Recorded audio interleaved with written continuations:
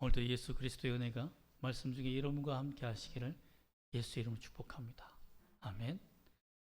요즘은 초등학교 세대를 알파 세대라고 합니다. M 세대 또는 Y 세대, 그 사이 또 Z 세대, Z 세대도 하는데 그 사이를 MZ 세대라고 하죠. 대책 없는 사람들을 MZ 세대라고 하기도 하는데 자기 독불장군처럼 자기 주장이 또렷한 사람들을 의미합니다. 근데 그 Z 세대가 끝난 다음에 오는 세대가 뭐냐면 알파 세대라고 합니다. 알파 세대. 이 알파 세대 때문에 교육의 철학과 이 방법들이 지금 바뀌고 있습니다. 이 알파 세대는 15분을 집중하지 못한답니다. 이 스마트 세대라는 거죠. 스마트폰과 기계 세대이기 때문에 장면들이 워낙 빨리 바뀌고 이렇게 전개되니까 이들을 위해서 영화 사업도 바뀐답니다. 옛날에는요, 영화나 드라마가 전개할 때에 한 10분 정도는 설명을 했습니다. 사건 설명도 하고 지난 스토리가 있었어요. 근데 요즘 세대는 3분 지나면 흥미를 잃어버리기 때문에 그 영화 안 본다는 거예요. 그 드라마 안 본다는 거예요.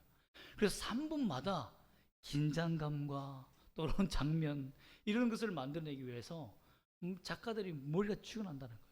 아니면 화려한 그래픽으로 확 쏘든지 그 전투 씬이 길고 전쟁 씬이 길거나 긴장되는 씬이 길지 나레이션이 나오거나 아니면 옛날로 돌아가는 장면, 회상 장면이 길지 않는다.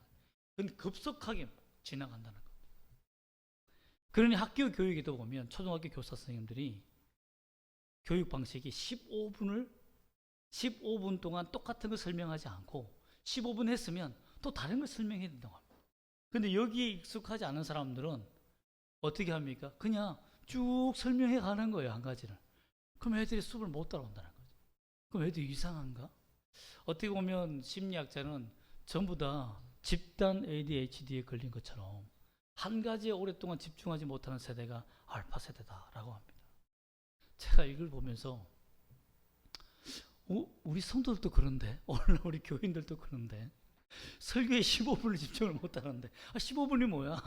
5분 동안 같은 거 설명하면 딴 생각하는데 이걸 보면서 영적인 알파 세대가 아닌가, 오래전부터 도래한 거 아닌가 라는 생각을 했습니다. 어떻게 하면 우리가 하나님을 오랫동안 집중할 수 있는 영적 세대가 될 수 있을까요?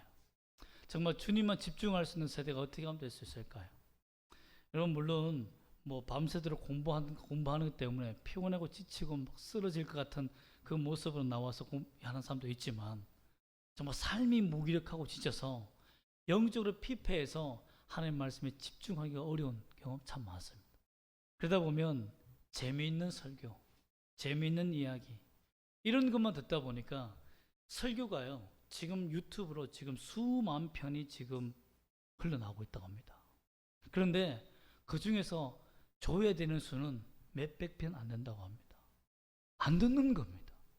그러니까 예전에는 설교 방송이 많이 나오고 그러니까 좋았다고 들었는데 재미있고 흥미진진하거나 아니면 자극적인 거, 지구가 멸망한다더라, 주님이 곧 온다더라, 이런 것에만 막 집중해서 듣지 일반적인 강의 설교나 주님의 성경 말씀을 풀어주는 말씀은 못 듣는다는 거예요.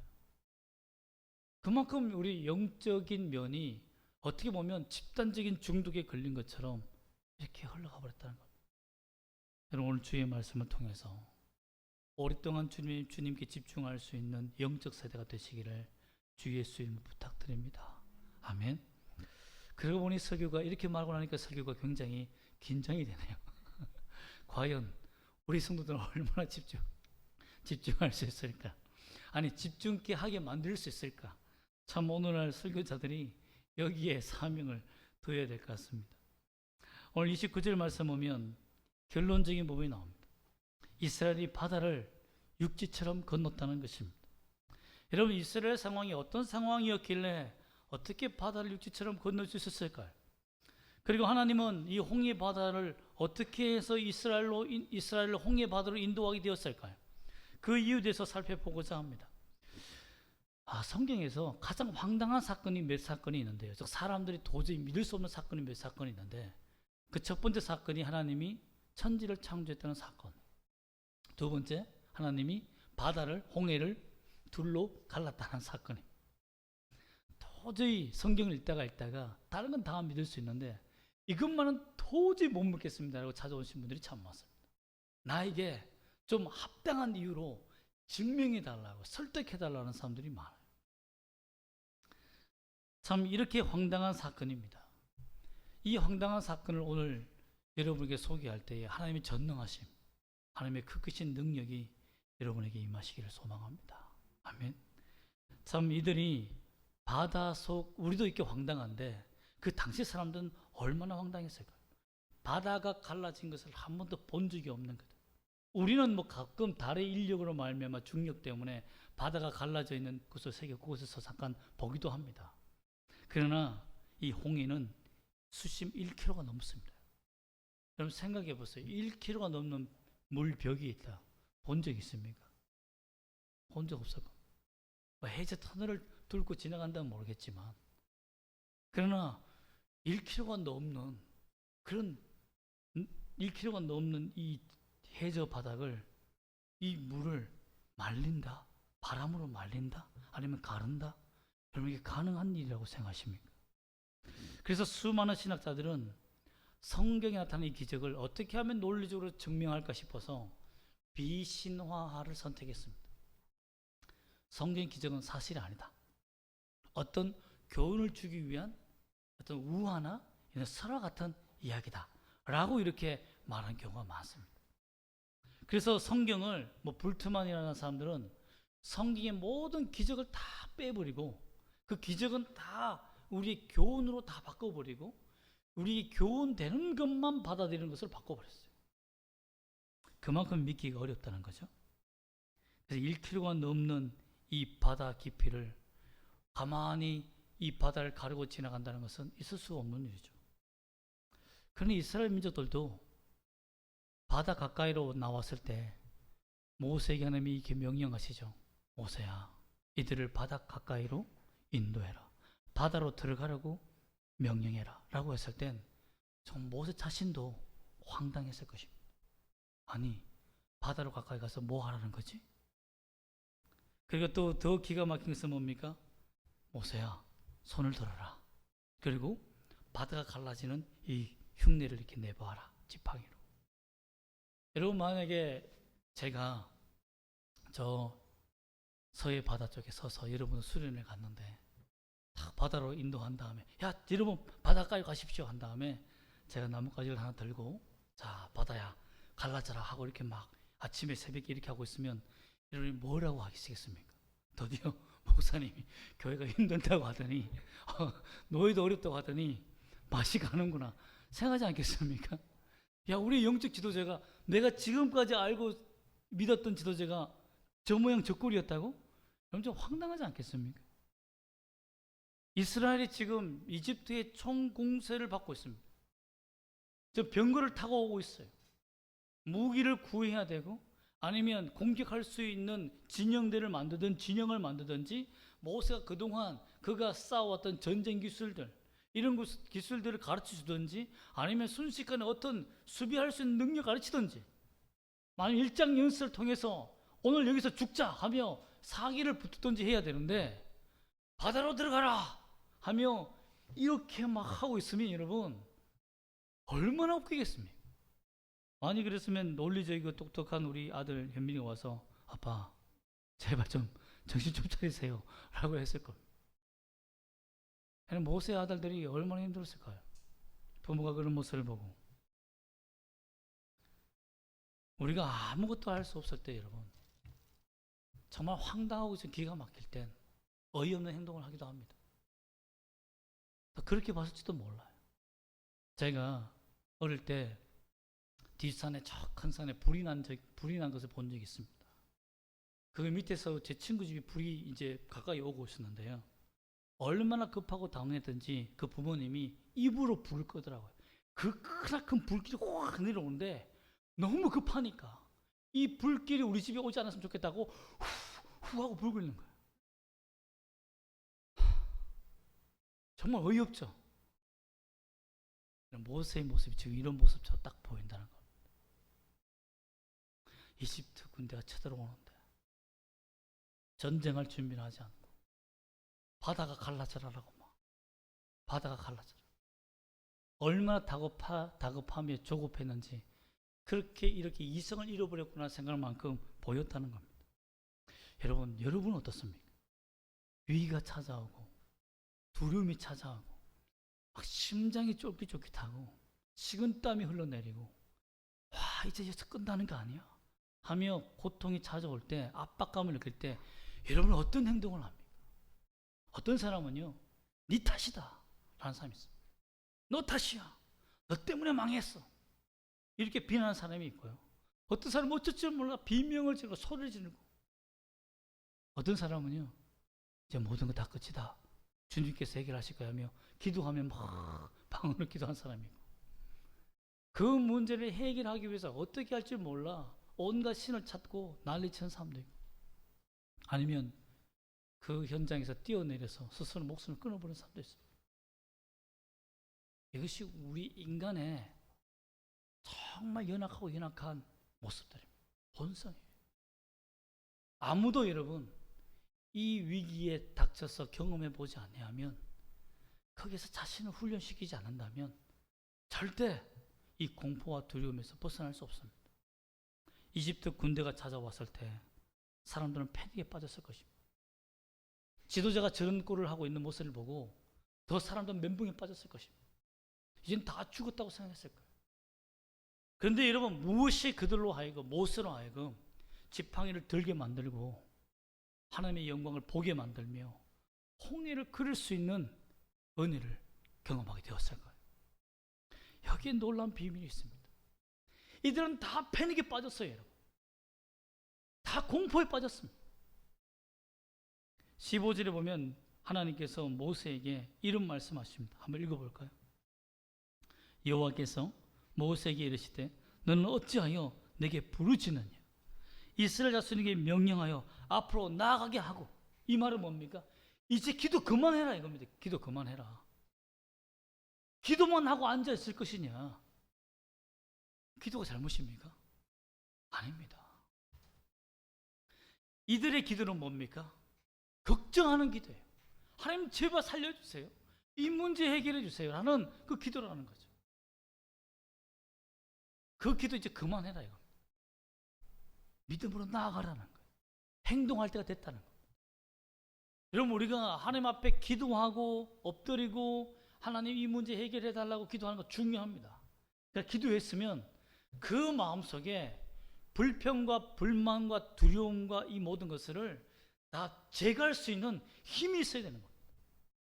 주님께 집중하며 걸어나가는 힘이 있어야 되는 거예요. 용기가 필요하다는 것입니다. 패닉에 빠지고 절망에 빠진 자들의 기도를 하나님이 더 이상 그렇게 하지 말라. 내가 주님 앞에 나아가라.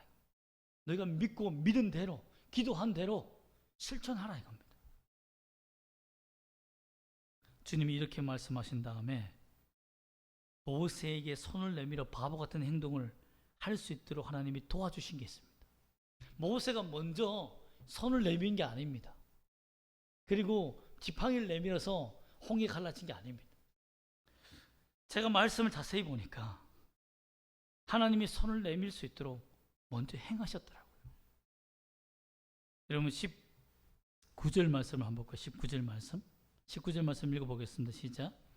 이스라엘 진 앞에 가던 하나님의 사자가 그들의 뒤로 옮겨가매 구름 기둥도 앞에서 그 뒤로 옮겨가고 두 가지 증거를 보여주셨는데요. 하나님이 첫 번째 모세의 눈을 열어서 영안을 여셔서 자기 앞에 진행하던 하나님의 사자를 보게 하셨는데 하나님의 사자는 군대를 말합니다. 하나님의 가장 강력한 군대를 보게 하셨는데 그 군대가 뒤로 옮겨갔다.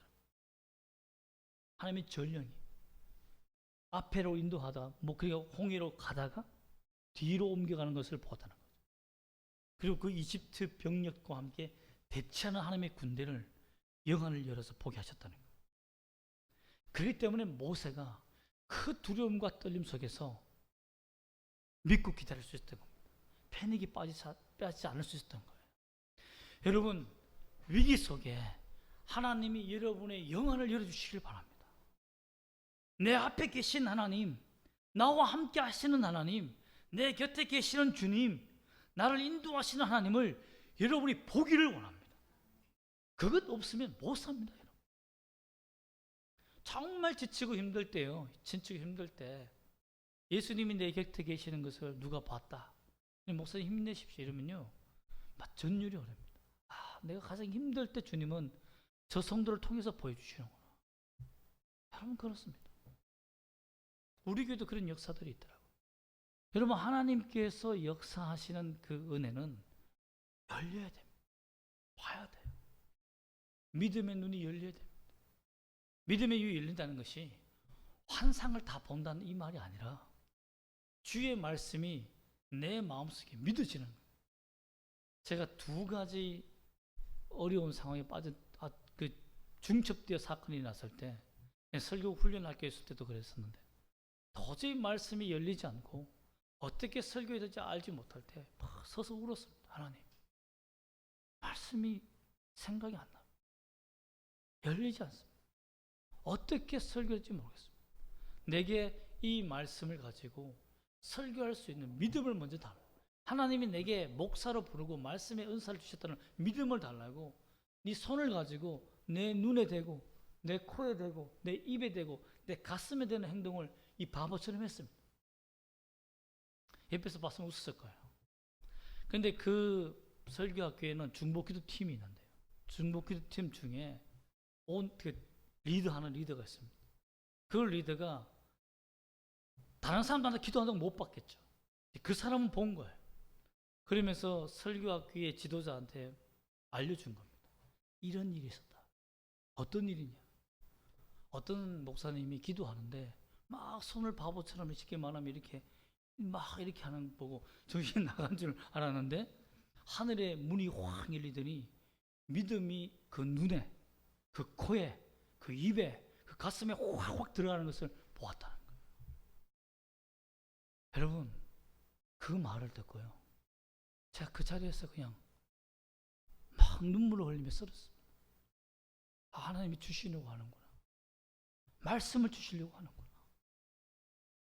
여러분, 우리가 가장 힘들 때 하나님을 이렇게 만나지 않으면 일어설 수가 없습니다. 일어설 수가 없어요. 그러면서 저에게도 환상이 열렸는데요, 눈을 뜨고 있는데 앞에 있는 산이 쫙 보이면서 정말 맑은 시냇물가 있죠. 맑은 시냇물가. 참 물바닥이 다 보이는 그 맑은 시냇물가에 그 물냄새와 물이 흘러가는 소리가 들려요. 그러면서 내 마음속에 답답했던 가슴이 확 풀리는 거예요. 여러분, 하나님께 기도하고 믿음으로 서 있으면요, 하나님 앞에 부르짖고 있으면 하나님이 그 지친 가슴에 찾아오실 때가 있습니다. 이걸 경험해야 일어설 수 있습니다. 하나님의 인간의 힘으로 일어설 수가 없어요. 여러분도 모세가 본 하나님, 제가 본 하나님의 능력을 그대로 경험하시길 소망합니다. 여러분, 두 번째는 하나님의 영광의 상징이었던 구름 기둥이 따라 움직였다는 겁니다. 하나님께서 인도하시는 그 구름 기둥이 뒤로 움직였다는 것은 하나님 본체가, 하나님 자신이 움직였다는 겁니다. 누굴 건지기 위해서?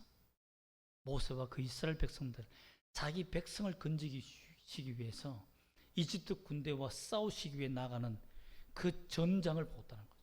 그 전사를 본 거죠. 어떻게 보면. 그랬기 때문에 나아가서 하나님이 먼저 나아가서 전장에 나아가 싸울 준비를 하셨기 때문에 그걸 보고는 이 지팡이를 들 수밖에 없었던 거예요.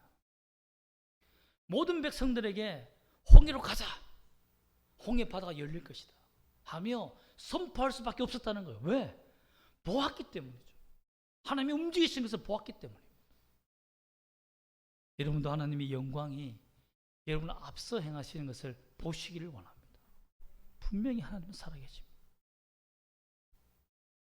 또한 하나님께서 이렇게 지팡이를 들고 있는 그 모세를 지지해 주시고 그대로 되게 하기 위해서 바보 같은 행동이지만 하나님 명령에 순종하고 나아갔을 때 하나님께서 하신 행동이 뭡니까? 20절 말씀 한번 읽어볼까요? 20절 말씀 시작. 애굽 진과 이스라엘 진 사이에 이르러서니 저쪽에는 구름과 흑암이 있고 이쪽에는 밤이 밝음으로 밤새도록 저쪽이 이쪽에 가까이 못하였더라. 애굽과 진 사이에 구름과 흑암으로 하나님께서 가득 덮음으로 말미암아서 올 수가 없다는 거죠. 전쟁을 하면 가야 되는데 아니 너무 어두우니까 적이 우리 군대를 어떻게 통솔할지 모르는 거예요. 군대들이 오합지졸 있었던 거죠. 그 다음에 21절 말씀 읽어볼까요? 시작. 모세가 바다 위로 손을 내밀매 여호와께서 무엇을 큰 동풍이 밤새도록 바닷물을 물러가게 하시니 물이 갈라져 바다가 마른 땅이 된 줄. 동풍은 사실상 홍해 앞쪽을 말합니다. 앞쪽에서 바람이 불러온 거죠. 우리 영화를 보면 모세가 막 지팡이로 홍해 바다를 딱 하면 거기서부터 쫙 된 것을 보잖아요. 그것은 CG를 하기 위해서 어쩔 수 없이 물을 쏟아붓는 그 장면을 거꾸로 하다 보니까 그렇게 된 것이지, 실제 성경에서는 앞쪽에서부터 바다가 말라서 갈라져 왔다라고 성경 표현합니다. 동풍이 불었기 때문에, 동쪽에서 바람이 강력하게 불었기 때문에. 하나님께서 얼마나 강력한 바람을 불었는지, 바다가 갈라져 있다, 바다가 말라버리는, 바다가 벽처럼 쌓이는 이 능력을 주셨다는 거죠. 물론 수많은 과학자들, 창조 과학자들은 다른 어떤 해성이 와서 중력적인 부분도 동참했을 것이다. 바다가 갈라서 머물려면 강력한 중력이 필요하니까 여러 가지 과학적인 방법을 동원하지만, 그렇게도 설명할 수 있지만 그것이 아니라 바다의 힘을 붙잡고 계신 하나님이 역사하셨기 때문에 가능하다고 믿습니다. 그래서 믿음의 영역이지 우리의 논리의 영역은 절대 아니라는 것입니다. 하나님께서 여러분에게 믿음으로 나아갈 때 이런 역사를 주실 줄 믿습니다. 여러분, 이 홍해를 가르려면 최소한 200만 명이 통행할 수 있는 도로를 내야 됩니다. 최소한 20차선을 내야 줄 서서 건너갈 수 있어요. 제 시간대에. 그 새벽 미명에 끝났으니까, 도착했으니까. 여러분, 200만 명이 탈출할 수 있는 길을 하나님께서 밤새도록 만드신 다음에 그 벽을 세웠다는 거죠. 여러분, 여기에서 우리가 알 수 있는 것은 뭐냐면, 이 구원의 물이 벽이 서는 홍해의 이 길은 이스라엘 백성들에게는 구원의 길이지만 이집트 백성들에게는 어떤 길입니까? 죽음의 길입니다. 심판의 길이에요. 그런데 너무 이상한 것은 뭐냐면, 이들이 하나님을 믿는 믿음이 뜨거웠느냐 이겁니다. 정말 홍해를 가를 만큼, 홍해의 기적을 일으킬 만큼 금식 기도를 엄청 하거나 아니면 밤새도록 철야하거나 했느냐 이겁니다. 절대 아니라는 겁니다. 그것은 하나님의 사랑, 하나님의 절대적인 은혜가 그들에게 임했기 때문에 가능합니다. 내 백성을 지키시는 하나님의 그 사랑을 우리는 믿어야 합니다. 이게 중요합니다. 우리는 뭘 해야 꼭 율법적으로 생각해요. 한 3시간 임기기도라는 책도 있는데 그 3시간 임기기도를 돌파해야 뭔가 하나님이 역사하신다. 여러분, 그렇지 않습니다. 물론 그러면 성의 능력이 역사하셔서 역사하는 경우도 있겠죠. 하지만 오늘 본문 말씀 보면 하나님이 그 백성을 뜨겁게 사랑한다는 것을 우리가 알 때 이 역사가 일어난다는 것을 알 수 있습니다. 모세가 하나님의 역사를 보고 하나님의 은혜를 경험하고 하나님 먼저 움직이시는 걸 보고 하나님이 우리보다 먼저 움직이신다. 또 구름 기둥을 봤잖아요. 이스라엘 백성들이. 하나님의 사자가 움직이는 것은 이스라엘 백성들이 못 봤어요. 하지만 구름 기둥이 인도해 가는 것은 그동안 보았잖아요. 모세가 본 하나님의 사자는 그들은 못 봤지만 구름 기둥이 움직이는 것은 이스라엘 전체가 다 보았습니다. 이것은 뭐냐면 하나님이 내가 너희를 위해서 싸우고 있다는 것을 이스라엘 전 백성들에게 그대로 보여주신 거예요. 즉 하나님이 이스라엘 백성들에게 강력한 믿음을 주신 겁니다. 할 수 없다고 생각하는 그 생각, 이 홍해에 빠져 죽을 것이라고 생각할 수밖에 없는 그 생각을 송두리째 무너뜨릴 수 있는 하나님의 능력을 그대로 보여주신 거예요.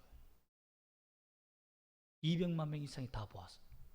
그래서 그들은 여러분 모세가 미친 사람이 아니라 홍해 바다를 가르면 갈라지고 건너려 하면 건널 수 있다는 믿음이 생겼다는 겁니다.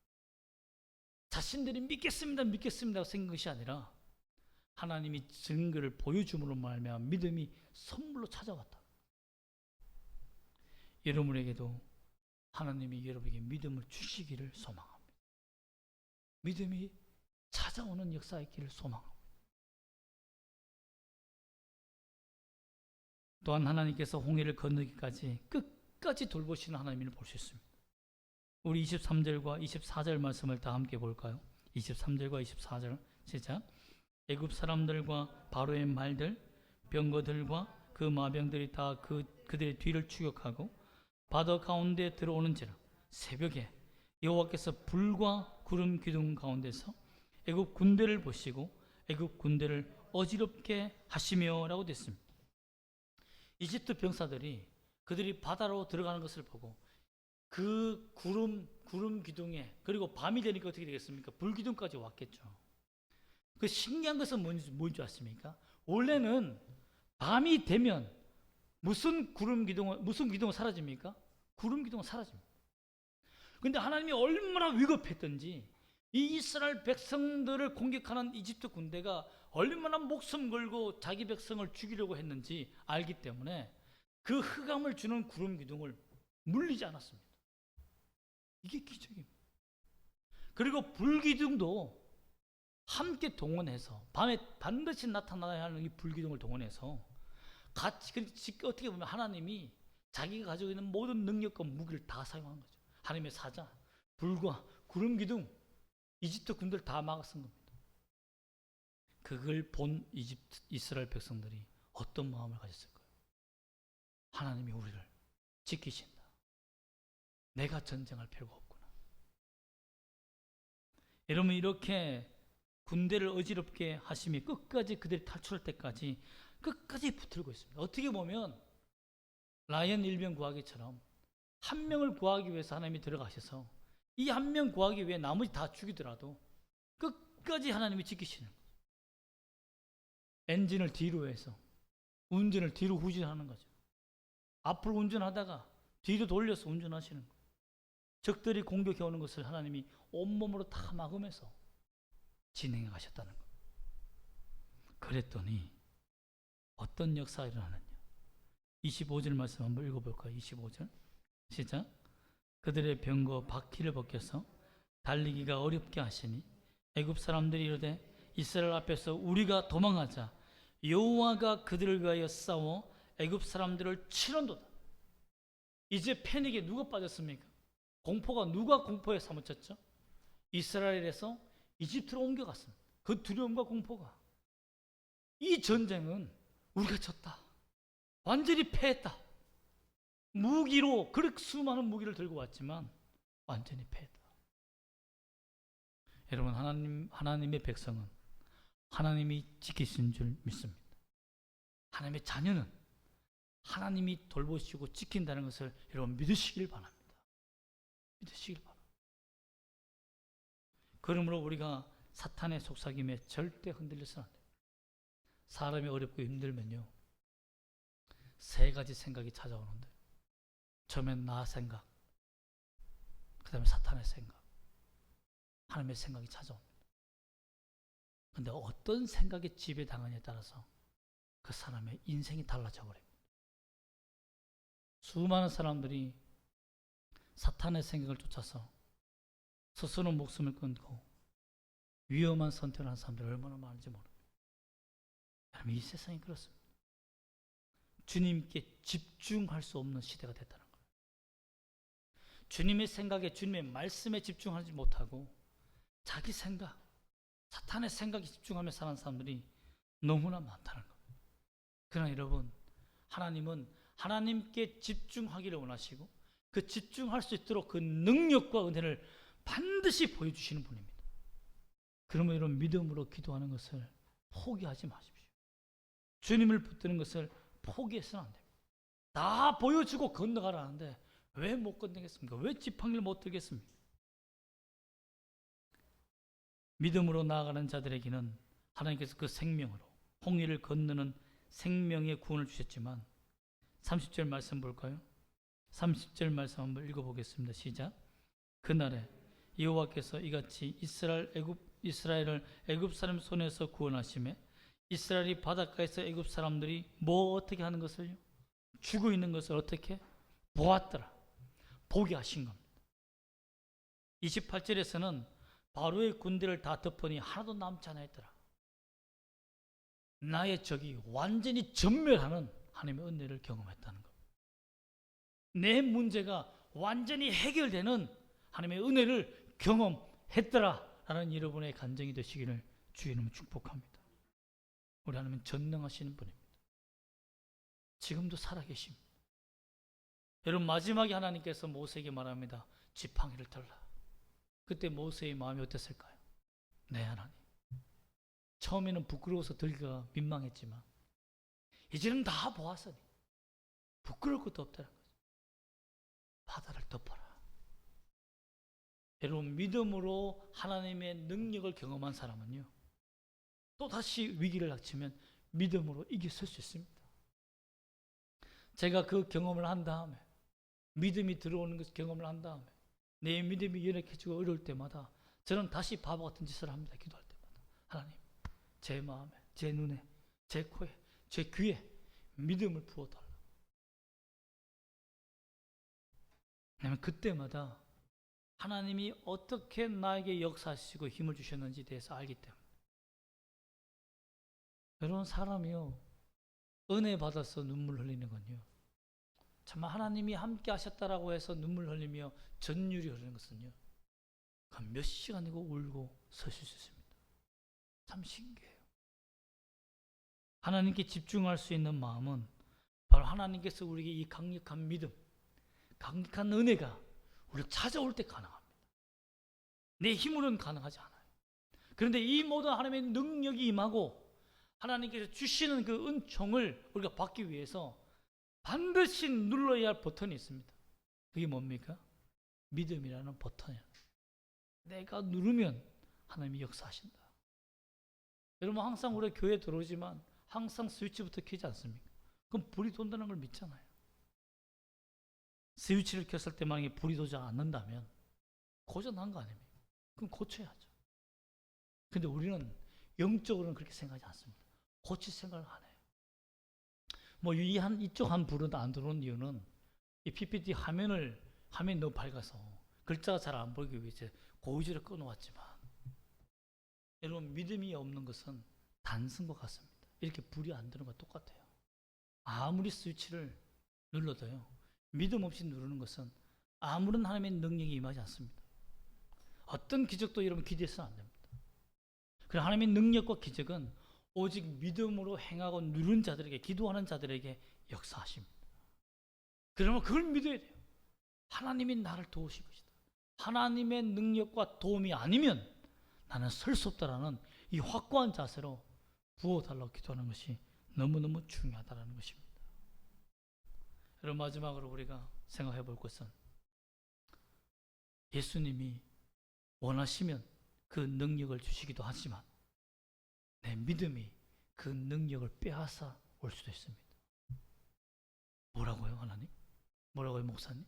그런 일이 있습니까? 혈류증 걸린 여인을 아시지 않습니까?